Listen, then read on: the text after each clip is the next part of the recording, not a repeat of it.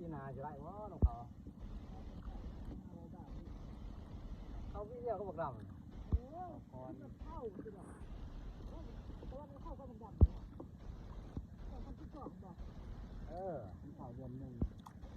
พี่เดียวจะมาคนละเดือน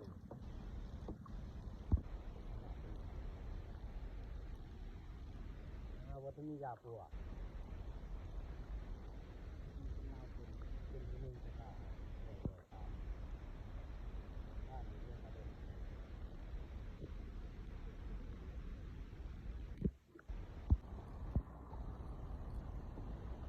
มันบซับฮะมันบซับนะคือจมือเดียวกันนะแอบจมือกันนะพื้นจมือกันเดียวเรียกมันต่อหอห้อละบุรีนะครับแบบที่ผมไปซื้อเนี่ยอื่นพุ่นทำว่าซื้อค้าทุนเจ็ด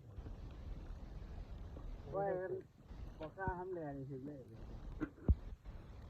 มือเอาม่วมคือกันทำแรง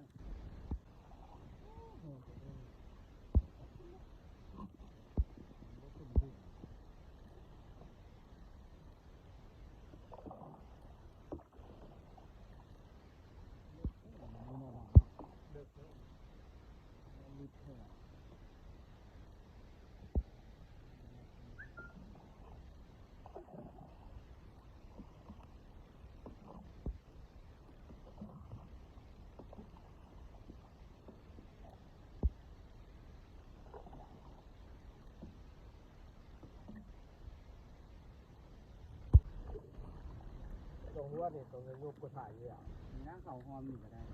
หอมก็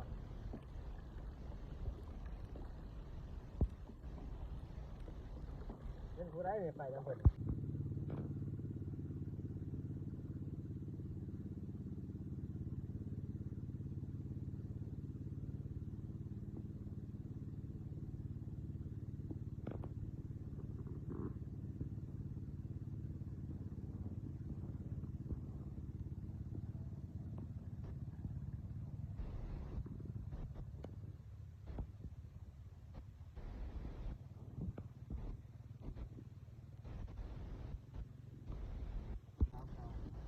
เก่านะโอ้ยว่ะโดนไพ่เก่าหากันอีกอ่ะว่าหาเก้าคนผู้ดีจะได้อีกเนาะพันหู